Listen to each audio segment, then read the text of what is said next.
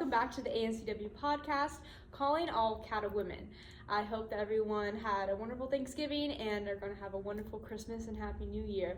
I am in Fallon, Nevada at the Nevada Cattlemen's Convention, where I ran into Tanner Beymer, who works for NCBA at the D.C. office. So he is constantly in the middle of all the chaos of D.C., wandering the halls, talking to everyone, making sure that our voice is represented and heard at the national scale. So he's going to go ahead and give us a DC update.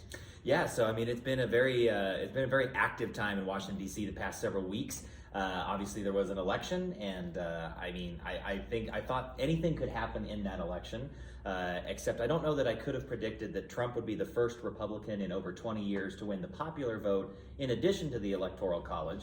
And on top of that, he won all 7 of the swing states that were considered to be in play. And on top of that, Republicans clinching control of the Senate, that was something that we anticipated long ago. But Republicans maintaining control of the House of Representatives, that's something that we didn't expect at all. So we got a Republican trifecta, and Washington has been abuzz with activity ever since the results of the election were made final. So we've got a whole bunch of stuff going on right now. In terms of transition, we've been seeing Senator Mitch McConnell is not coming back as the Republican leader. He'll be replaced by John Thune out of South Dakota, who's a strong ally of NCBA, somebody who we've worked closely with for a number of years during his career in politics. And then over on the House side, we're expecting to see the same leadership team in place there. G.T. Thompson will remain on as chairman of the Ag Committee, most likely. And then over on the Senate side, we now have John Bozeman from Arkansas, who went from being the ranking Republican member of the Ag Committee to now he's the chairman.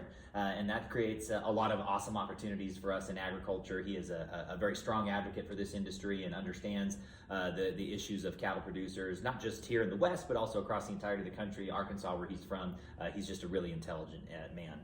So over the course of the next couple weeks, we're going to be watching very closely to see what happens in the lame duck session of Congress.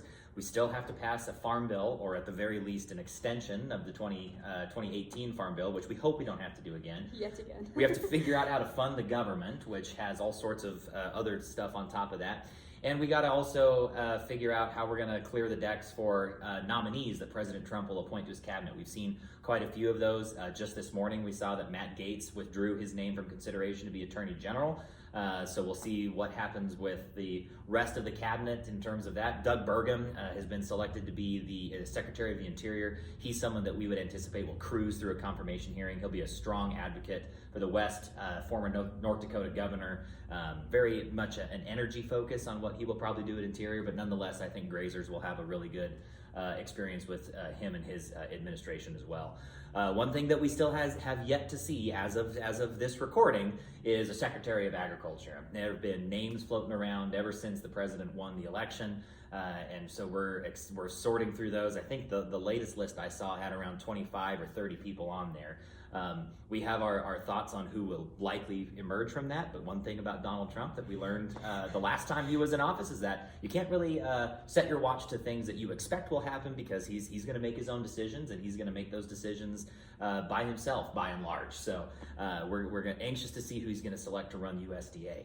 But beyond that, looking forward into the next Congress, assuming we do something to deal with the Farm Bill, I tend to think that that's most likely going to be another extension, which is unfortunate on the one hand because it's just another delay, but also on the other hand, we no longer have to deal with Debbie Stabenow running the Senate Agriculture Committee, and that is a positive thing in my book. John Bozeman will have a burr under his saddle to get something done quickly, and working in partnership with G.T. Thompson and President Trump, I tend to think that we're going to see something happen on the Farm Bill relatively quickly in a new Congress. But in addition to that, we also have to figure out a major thing that we've got our eyes on right now is the Tax Cuts and Jobs Act of 2017. It was one of the highlight pieces of legislation from the first time President Trump was in office.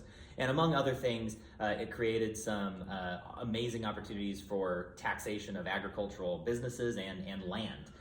Things like increasing the exemption rates for the death tax from $6 million for individuals up to $11 million for individuals. things like preserving stepped-up and basis 2032As, 1031 like-kind exchanges, these sort of tax provisions that are very beneficial for agriculture. And a lot of those are set to expire at the end of 2025. So we will anticipate one of the first things that the 119th Congress does is take up some sort of a tax package. We're going to be watching that very closely. We've already been engaging in that process to try and shape what that bill is going to look like in terms of agriculture. We for sure want to preserve that exemption on the death tax, but ideally, we'd like to just get rid of it altogether, right? We don't think that death is a taxable event, and that's something that we're going to be pushing very aggressively going into this next Congress. Beyond that, appropriations, that has to happen every single year in some form or fashion, and we'll see what kind of shakes out through the rest of this Trump administration. I think that there's a lot of reasons to be optimistic about where we're going to be in agriculture over the next couple of years, and NCBA will be right there in Washington to push back on the dumb ideas, because just because there's a Republican trifecta does not mean that there will not be some bad ideas here and there. But more importantly, we'll be there to work alongside the Congress and this incoming administration to make sure that cattle producer priorities remain front and center. Okay. A lot of information. A lot of stuff going on. So I know I'm certainly no politic expert, but I spend too much time online. And so I know that Trump is picking a lot of unconventional people in his cabinet, like an oil guy for the energy or sector. Yeah, I thought I knew it, but then I doubted myself. An oil guy for energy sector who is anti-climate change, which everyone has their feathers in a ruffle about, and RFK in health and human services, which people call him a lot of things and don't believe that he should be there. So how do you think that his nominees are gonna, what's gonna come out of them trying to get approved by Congress, since they're very unconventional and not particularly popular and not people that have been in politics? Yeah, I think some of these unconventional, or I guess quote unquote unconventional appointees are people that I think are very interesting, right? And this looks very similar. It looks different in some ways. Don't get me wrong, but it also looks similar in a lot of ways to the last time Trump was in office, right? Rex Tillerson was a former ExxonMobil executive, and he was appointed to be Secretary of State. He ended up being a really good Secretary of State. You've got some of those more traditional picks, like Governor Burgum to lead Interior. We expect Senator Marco Rubio to be named Secretary of State. Some folks in that end of the universe. Matt Gaetz for Attorney General was a head turner for a lot of reasons, and as of this morning, again, he is withdrawn from consideration for that, probably wisely so, just given some of the news that's come out in the last couple hours, even just as we're recording this. But some of these others, like Hegseth for the Department of Defense, he's a Fox News personality. I think the highest rank that he achieved in the military was colonel. In the National Guard, which, that's an impressive service record in its own right, but does that necessarily qualify you to be the Secretary of Defense, especially given where we are geopolitically right now? That's a big question mark. But I also think that in terms of some of these other nominees that we've seen, right, Kristi Noem for DHS, for example, those types of people that Washington would call unconventional, provided that there is some sort of a tie-in to expertise, I think that by and large they should cruise through their confirmation hearings. RFK is not one that I would put on that list. And one thing that I would just remind folks is that RFK Jr. has never been a friend to agriculture. He was on the short list to be the administrator of the Environmental Protection Agency under the Obama administration, and has also spent a lot of time litigating and suing farmers and ranchers during his involvement with the Waterkeepers, which is a radical environmentalist group that just does not see eye to eye with agriculture. And this is a person who has very vocal views about vaccines and human nutrition. And as the Secretary of Health and Human Services, he would be over not only the Center for Human Food and Nutrition well, I guess it has a different name now, but it used to be the Center for Food Safety and Nutrition. But that has a major impact on food products. And not to mention that, it also has control over the Center for Veterinary Medicine, which approves animal drugs. And that's something that is very concerning to see what could potentially come from RFK. But that being said, like I said, I don't think that just because a candidate is unconventional by Washington standards means that the Senate will have a hard time finding the votes to confirm a lot of them. There will be some exceptions, and it'll be interesting to see how that shakes out.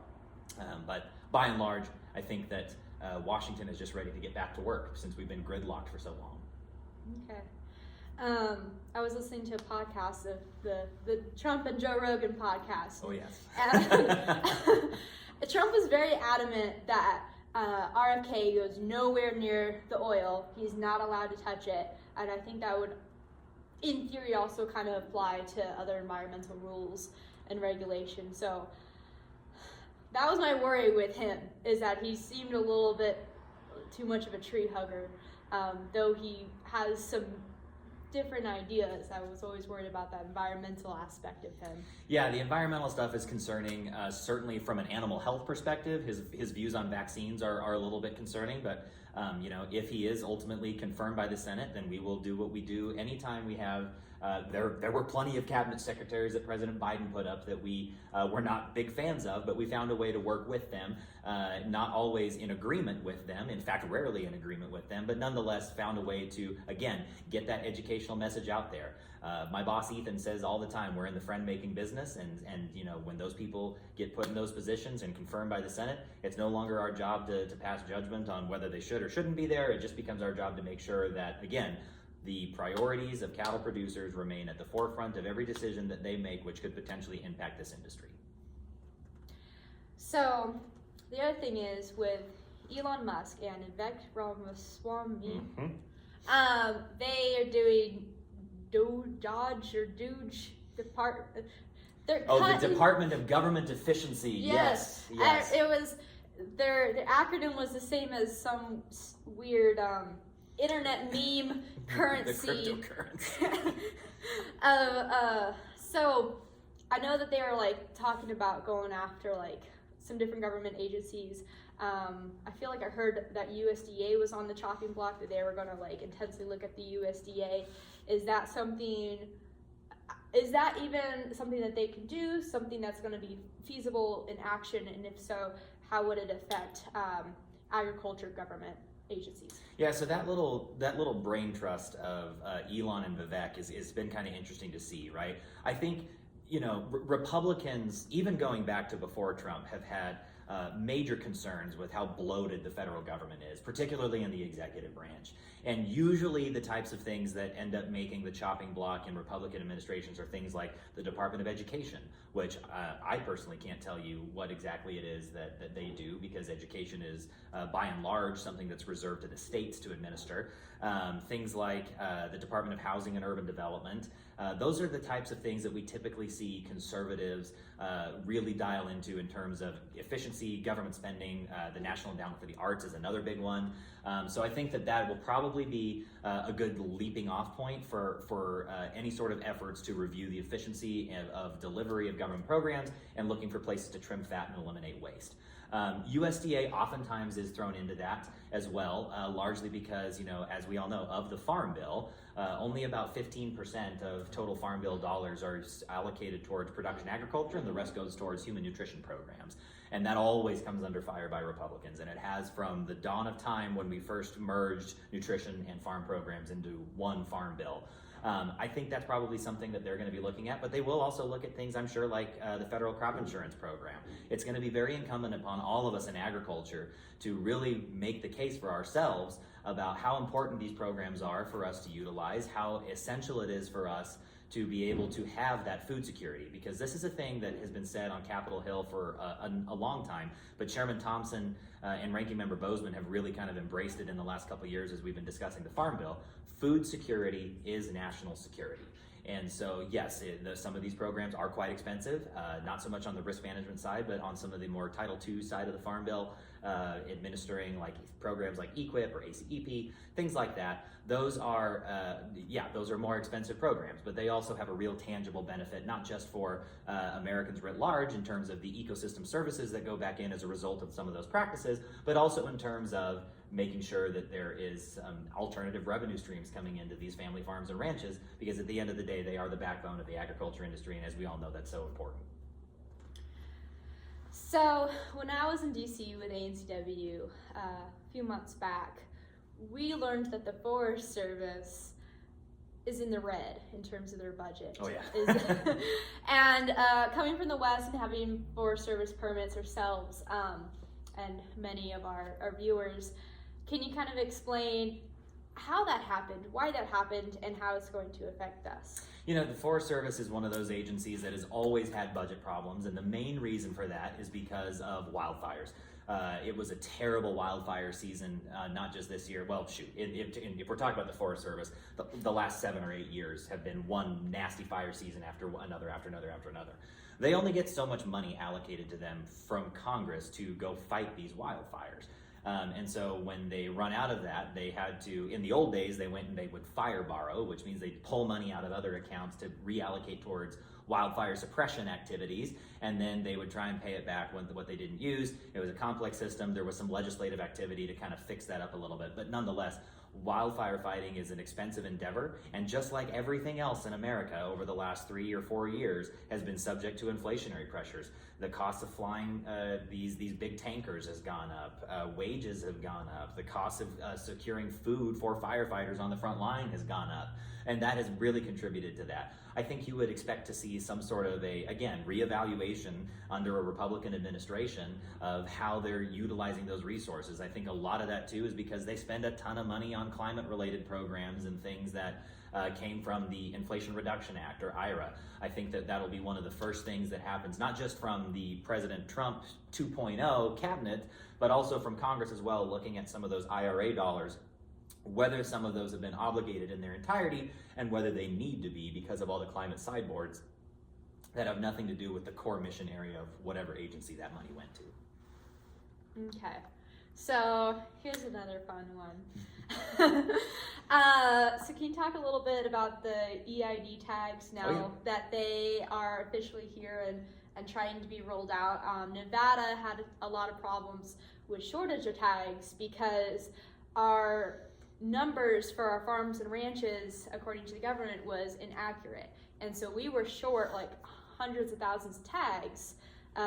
And so why is this here? How is it going? How are we going to fix these kind of problems in the future? So the whole reason that we are transitioning away from just solely visually readable tags to electronic ID tags in very limited circumstances, but nonetheless making that transition, is so that we can be better at tracing animal diseases when they happen, right? Foot and mouth disease is not the only foreign animal disease that we're worried about. In fact, we've got New World screwworm that's crossed the Darien Gap in South America and could potentially be a problem for us here in the US in the next several months. But FMD is always like the big one, end all be all, 5-alarm fire that we're worried about the most, right? As of right now, right, we do not have the technology in place or the data in place to effectively conduct an epidemiological traceback from when we first identify FMD in the United States so that we can return those unaffected areas back to normal commerce. Because as we know, FMD, we flag positive somewhere, it gets reported up to APHIS. There is a mandatory 72-hour minimum ground stop of cattle movement across the country. And that will have immense impacts on the markets. We'll lose access to all of our trading partners overnight, and our ability to turn on those export markets and clear the unaffected areas of the country to return to normal commerce from that ground stop is going to be entirely dependent on our ability to trace where did the disease come from, where was patient zero, where have they been. So that's the why of it all. Now the how of it all has been to take the 2013 rule, which requires animals that are over 18 months of age, sexually intact, and moving interstate to be officially identified. So that is still the rule that is on the books. Nothing has changed there. The only thing that has changed by this new rule is at least from the beef cattle perspective, there's some changes on the dairy side, but from the beef perspective, the only thing that changed is that tag now has to be both electronically and visually readable. And right now, the only approved technology for that is an 840 RFID tag. And that is where kind of this EID rule comes from. Now, eventually there will be more technologies that come on board, Bluetooth, high frequency, you name it, those types of things will come on board and we'll see more technologies get approved. In the meantime though, that 840 tag is the only one that we got. USDA, originally when they proposed this rule, did not have a plan to pay for tags and distribute them to producers. But they were still going to require the tags to be used, which in Washington terms, we call that an unfunded mandate. And Republicans don't like unfunded mandates. Democrats don't like unfunded mandates. So as a result, the appropriations committees in both the House and the Senate included $15 million in the last appropriations bill for APHIS to purchase tags and distribute them to people who would be impacted by this rule. Now, that is where kind of the USDA portion of this, it doesn't stop, but they stop being the primary at that point.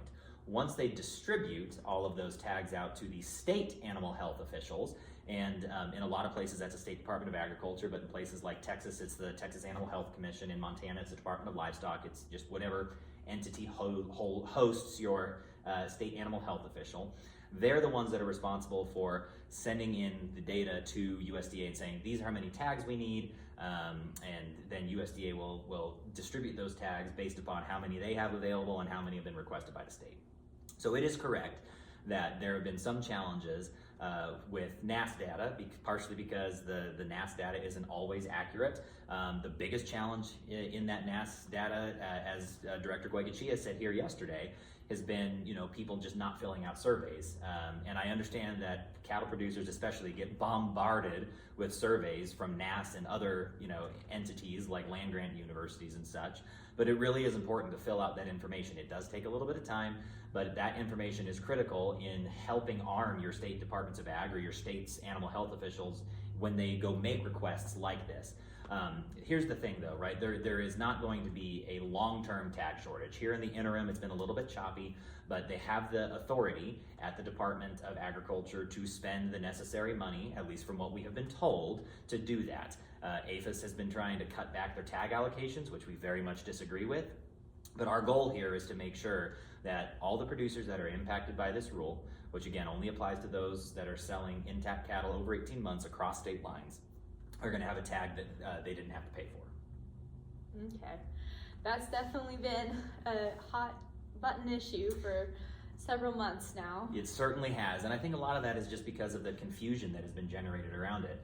And USDA APHIS has a lot of responsibilities, and so they are very busy, and I don't want to speak ill of them, but I do think that they could have done a little bit of a better job to help get the word out about what is anticipated under the rule, what is required, and they have put out some information on that in recent weeks, and so if you got questions about that, and there certainly are a lot of questions, I'd encourage your listeners to reach out to us at NCBA or reach out to APHIS as well. They are more than equipped to answer all of those questions.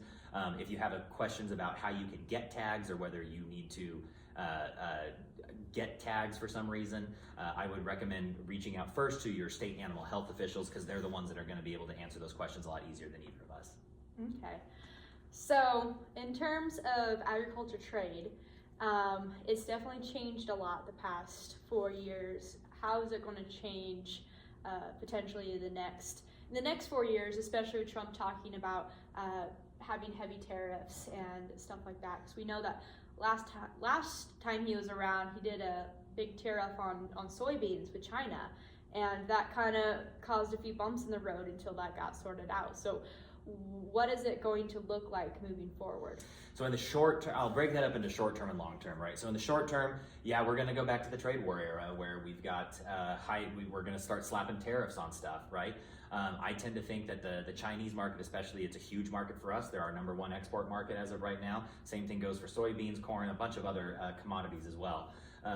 I think that day one, you'll see a lot of tariffs go on some of those agricultural goods, and China will retaliate with their own tariffs as well. But that tariff war, whether it's the way I would have gone about renegotiating a trade arrangement with another country, they did kind of result in that phase 1 agreement between the Trump administration last time and the Chinese government. And so one of the things I think we're looking at right now is, it's going to be bumpy and rocky in the short term. One of the things that we're really trying to get the message out on is that tariffs don't actually work as revenue raisers. That's always an argument that we have to push back on every so often, but they don't really work as good revenue raisers just because as soon as the tariffs get too high, the consumers quit buying the goods, and then all of a sudden the suppliers quit shipping it over. So that's going to be something. I guess it worked in the 1800s when we were funded by tariffs initially one time. Yeah, at the very beginning of Smoot Hawley it did, but the world has changed quite a bit since then. So yeah, it's going to be interesting to see. By and large, I think that the Trump administration will have a trade agenda, which is way more than I can say for the Biden administration, and everything else held equal. While I do think it will be rocky and rough for a little while, I think that them having a trade agenda is a step in the right direction from where this previous administration has been.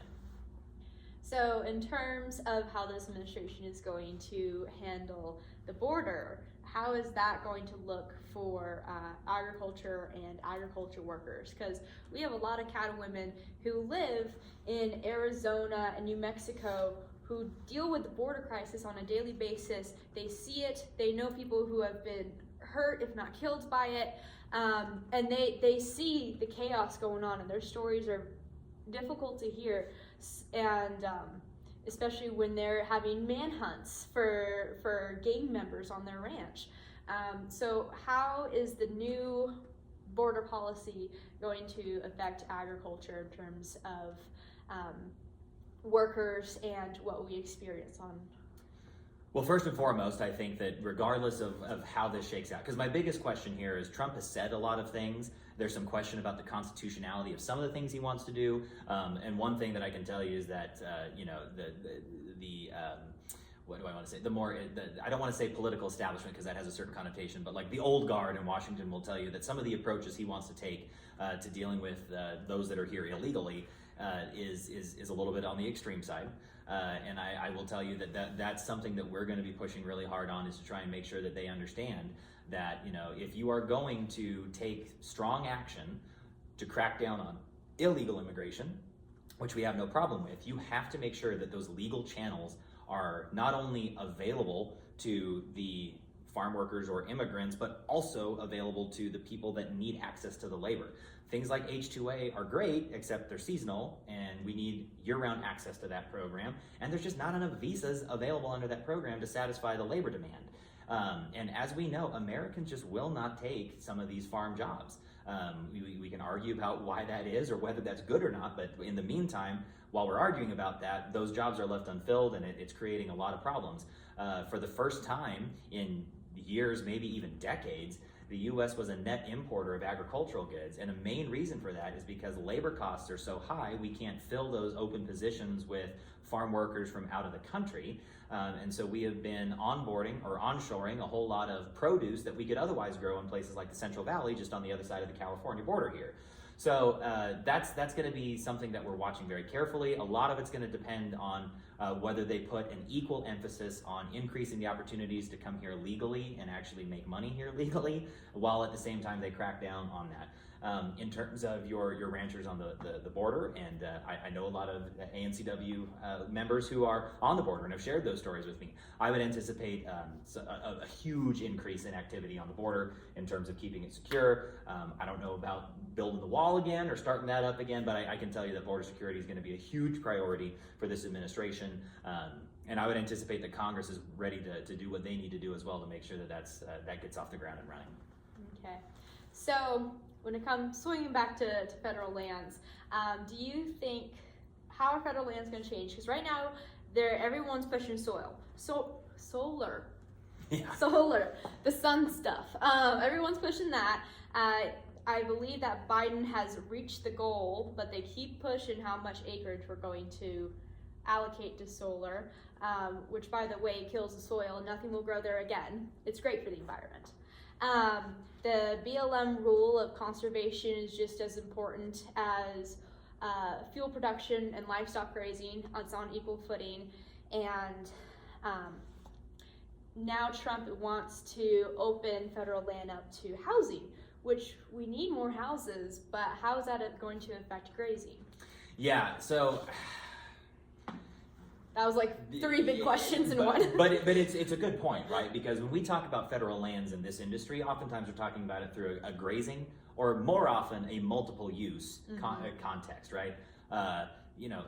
President Trump has done a lot of great things for this country. He's going to continue to do that when he gets back in office. One thing that he personally just doesn't have a lot of experience with is public land management. Same thing goes for his government efficiency czars currently. So we've got a bit of an education. I think that Governor Burgum, soon to be Secretary Burgum, will be a very good ally for us in terms of making sure that cattle producers' priorities are instigated. So let's talk first about the Western Solar Plan. I think that is gone. I think it's dead. I think a lot of the FEISs that have come out are going to be reevaluated, and I think that will happen largely within the first 100 days of the Trump administration.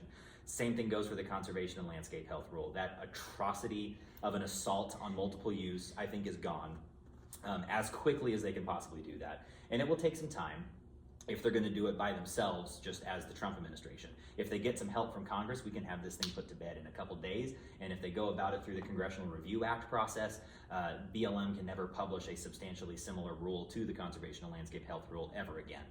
So we'll see kind of what shakes out in those first 100 days of the Congress. But that is a high priority for us, is getting that. Again, I called it an assault on multiple use because that's what it is, and that's going to be a high priority for us.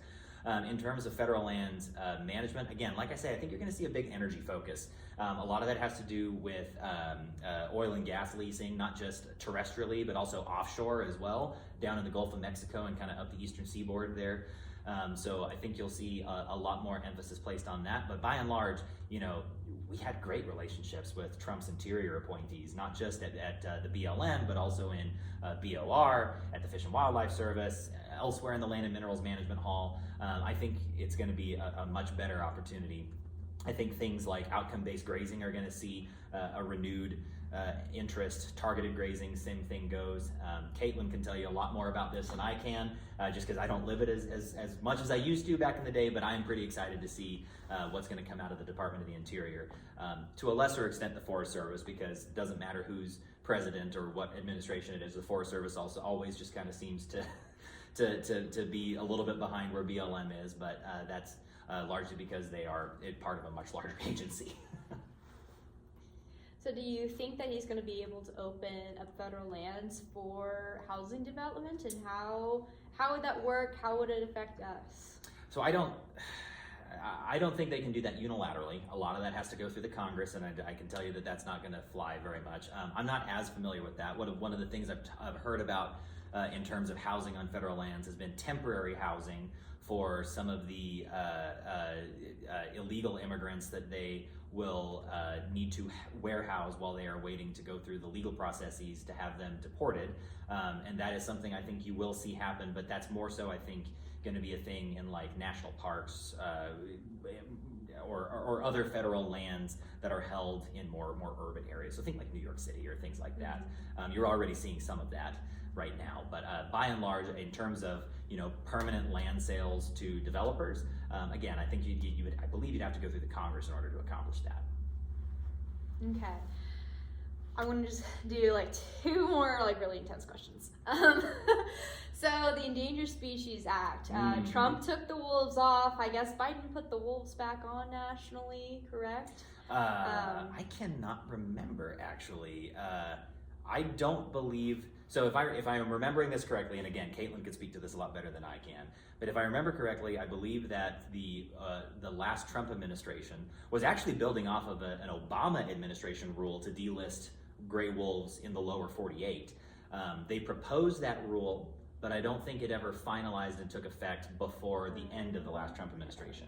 And the Biden administration for sure took no further action on that. We could potentially see another wolf delisting, I would imagine. What I would anticipate will happen sooner than that, though, and is less species specific, because if you want to talk about that, we also got to talk about sage grouse, the monarch butterfly, lesser prairie chicken, dune sage lizard. If you want to kind of zoom out and talk about Endangered Species Act more broadly, yes. Last time Trump was there, he made a lot of revisions to how we implement the Endangered Species Act. Section 4, for example, listing and critical habitat, made a lot of revisions that were very friendly to multiple use and honestly injected more common sense back into the ESA, which has been completely taken over and transitioned to meet the needs of activist groups. Same thing goes for the 4D rule. So right now, if a species is listed as threatened, the agency has the ability to come up with a 4D rule to address management for that specific species or not. And that 4D rule has for a long time just been a blanket rule to make it so that there's really not much of a functional difference between a threatened species and an endangered species. And that doesn't make sense. If you're going to have two classifications, you should have flexibility on the one that is less at risk. So I would imagine that would come into. And then Section 7 is a hugely overlooked piece of the Endangered Species Act, which requires consultation not just with other federal agencies that might have a vested interest in whatever listing decision is about to be made, but also with local governments, tribes, interested stakeholders, folks like the Nevada Cattlemen or the Central Committee, things like that. So those were things that the Trump administration did the last time that they were there. The Biden administration rescinded all of those rules and tried to pull it back. What I would imagine will happen with the Endangered Species Act, in addition to, I'm sure, some work on those individual species listings, you'll see a lot more of a return towards pushing for those old changes to come back, because again, it really just was a more common sense way of doing business. Would the overturn of the Chevron deference kind of aid in making sure that the Endangered Species Act, its approach is more scientific based rather than politically based? So yes, I will say that, so yes, Chevron will have an impact on that. It will not have as great of an impact on endangered species as it will other federal regulations, just because the statute itself of the Endangered Species Act is pretty prescriptive on the processes that need to be followed. But that being said, the Loper-Bright decision, which killed Chevron, was such a landmark decision, but it hasn't been fully tested in the court system yet. It's just too soon. So there will be some decisions made by district court judges, circuit court judges in the coming years, which will kind of put the parameters on what litigation looks like in a post-Chevron world. And until we kind of get to that point, I'm not 100% sure that I know what impact that will have on endangered species. But in terms of any future administration changing the implementing regulations that we just talked about, that Trump changed and then Biden changed back, Chevron will have a much bigger impact on that, because again, you have to look at the statute and see if what you are doing at all ties in from regulation back to the statute. That's where I think there'll be a bigger impact, but again, it remains to be seen because it needs to be tested in court. Could you briefly go over what Chevron deference is and why it's such a big impact that it's been overturned? Yeah, so Chevron, and I am not an attorney, but Chevron at its core, right, is when Congress passes a law, it says things it sets things at a very high level, usually, not very prescriptive in the statute. So what the agency does when they get that statute and they have to come up with rules to implement the statute or enforce it, in the past, if the statute is incredibly vague, the courts would defer to the agencies on their interpretation of the statute, and that allowed them to do a lot of things through implementation that had a questionable tie back to what the statute actually said. It's the very thing which led the National Environmental Policy Act and the Endangered Species Act, two acts of Congress that are less than 10 pages. The National Environmental Policy Act was 4 pages long when it was first passed in the 1970s. The ESA might have been a little bit longer than that, but it's not much. But if you look at the implementing regulations in the Code of Federal Regulations, thousands of pages, and that's because of Chevron deference. When the Supreme Court struck that deference down and said, no, unless you can point to a specific thing in the statute that plainly says that you have the authority to do whatever it is you're doing in rulemaking, you can't do it. And that's huge for us on things like waters of the United States, packers and stockyards enforcement, anything to do with permitting, or like the BLM Conservation and Landscape Health Rule, right? That there's just so many things that have been just overly inflated through Chevron deference that I think now are back in play. Now, a lot of things were grandfathered in under that. So really, as we kind of move forward into the future, that's where we're going to see the biggest impacts, as opposed to things that have already been decided, like WOTUS, for example. But there will be opportunities to relitigate some of that. And it's just going to be a matter of seeing where the opportunities present themselves. Okay. Last but not least, being from Nevada, this is something that is very, very important to us. It's something I see on a daily basis in all of its unfortunate repercussions that no one really wants to admit. With this new administration, do you think that we're going to get any headway in taking care of the wild horse? I knew that's where you were going. I knew this was going to be a wild horse question when you started the question. Look, we hope so, right? We were not able to make as much progress on addressing wild horse and burrow issues in the last Trump administration as we had hoped. The short answer to that question is, I'm just not sure, because again, the Wild Horse and Burrow Act is such a prescriptive statute. Unlike, NEPA, which I said is very vague and only has 4 pages, the Wild and Free Roaming Horses and Burrow Act is a much more prescriptive statute But then in addition to that, Congress has also, because it's been very politically expedient for people that don't live in like the Great Basin or other parts of the West where we have wild horses, is Congress puts different things in the appropriations bill. So the slaughter ban that the activists like to talk about is an appropriations rider that keeps getting put into the agriculture appropriations bill, which actually prevents any federal funding to be used for the inspection of horse meat. So that's kind of how they go about doing that. There are a lot of statutory things that on horses and burros. So really, from the perspective of the Trump administration, the only thing they really have the authority to do is look at how much they're investing in gathers and fertility control, and what types of fertility control they use. We know that PZP and Gonacon are basically useless. PZP Plus, slightly better than useless. We know that there are those tools out there that don't work very well, so now it's time to start getting more creative. I will say though that Director Raby from Nevada BLM yesterday said that they are getting a much better handle on it.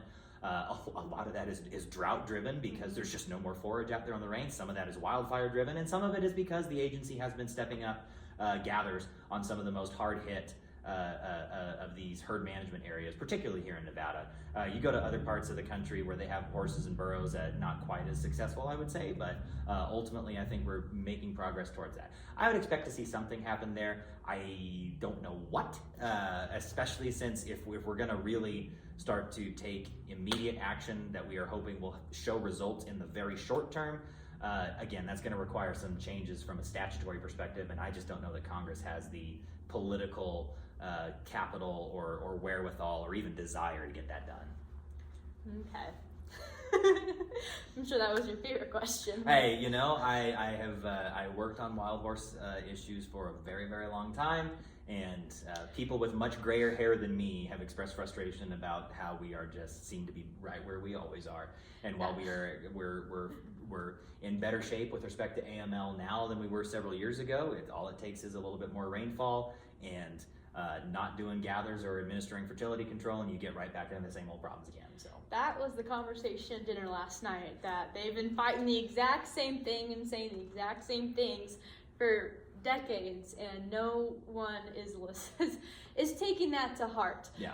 But was also mentioned last night is that they have a new fertility control. If you can hit a mare at a young age, I can't remember the age limit, if you can hit her at the young age, then she's infertile for life. Mm-hmm. So I'm really excited to see that implication. The problem is finding them and administrating these applications. Yeah, NCBA and PLC, we are not opposed to fertility control, right? We just don't want to say that that's the only tool in the toolbox to get on top of a very real rangeland and ecosystem health problem. And so far, the fertility control methods that are approved and very widely used are not nearly as effective as they need to be. So as more of those tools come online, I was aware of several of them back in the day, and I can't name one of them now, but we were seeing some of these technologies start to come out that are more targeted and far more effective, and those are more tools in the toolbox. We often get a bad rap from wild horse activists on the other side saying that we're totally opposed to anything fertility control. We don't want horses on the range at all. None of that could be further from the truth. We just want effective results that ultimately will result in better health for the horses anyway. And so that's really kind of the ultimate goal, and we shall see.